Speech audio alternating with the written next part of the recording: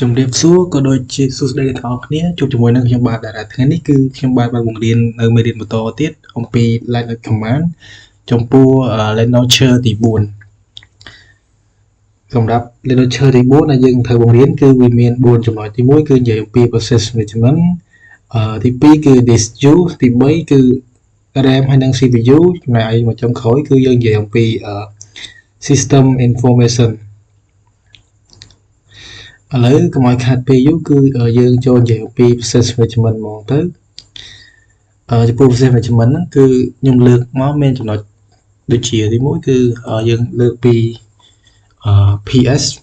ហ្នឹងមានថាពាក្យprocess និងកាត់ពីពាក្យ process យើងវាយក្បាល PS មកហើយយើងឃើញមាន PID TTY time CMD អញ្ចឹងទៅឥឡូវខ្ញុំសូមបញ្យល់អំពី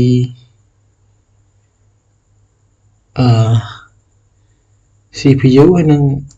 RAM real time ថាយើងមើលវាហើយយើងធ្វើការវាយ command top មកឥឡូវយើងអាចចូលទៅមើល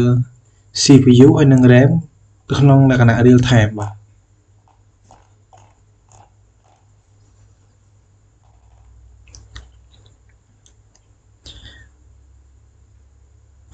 ឥឡូវដើម្បីចាក់ចេញវិញយើងគ្រាន់ចុច Q មក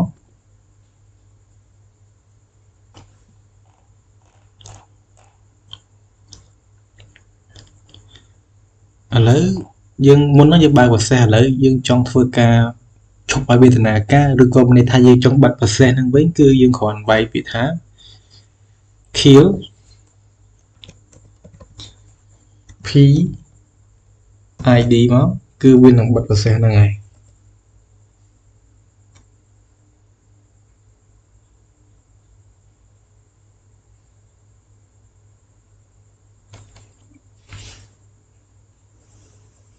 ឥឡូវយើងដល់ចំណុចទី2របស់យើងគឺយើងនិយាយអំពី disk use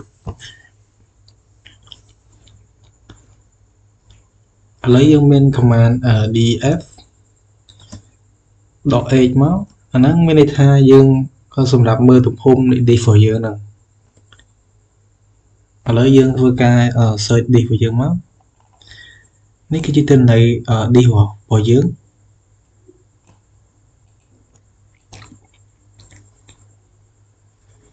ឥឡូវយើងមើលពី command នៅក្នុងការឆែក folder វិញម្ដងគឺយើងគ្រាន់បាយថា command d u .sh ហើយចុចចំពោះ folder របស់យើងគឺយើងឃើញគឺនេះគឺមួយនេះ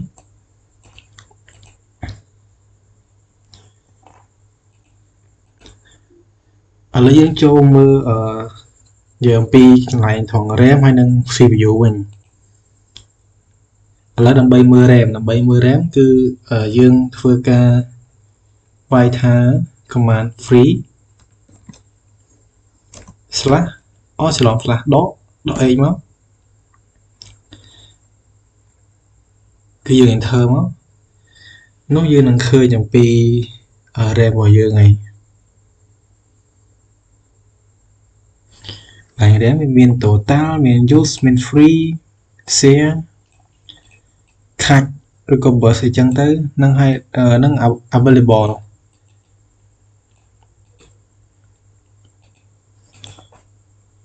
ឥឡូវយើងមកមើលពី command នៅក្នុងការមើល CPU វិញម្ដងដើម្បីមើល CPU យើងគ្រាន់វាយពាក្យថា cat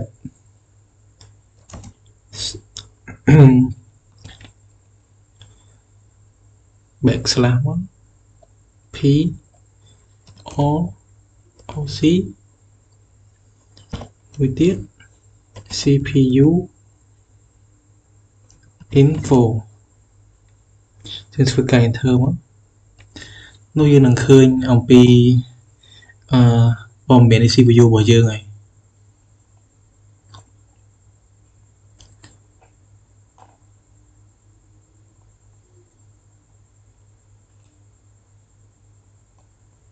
Ở nó sẽ tay chip miền vào CPU của trường ở lấy mà CPU យើងចូលមកកាន់ចំណុចទី4គឺនិយាយអំពី system system គឺឥឡូវយើងចង់ធ្វើការមើលទៅលើថ្ងៃម៉ោងអញ្ចឹងទៅឥឡូវខ្ញុំចង់មើលថ្ងៃម៉ោងខ្ញុំគ្រាន់តែពាក្យថា date មក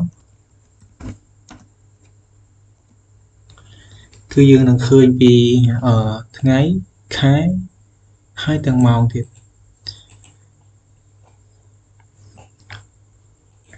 ឥឡូវយើងមើលទៅលើ version របស់ OS របស់យើងបាយ command ថា u name .a មកគឺយើងនឹងឃើញពី OS version របស់យើងហើយ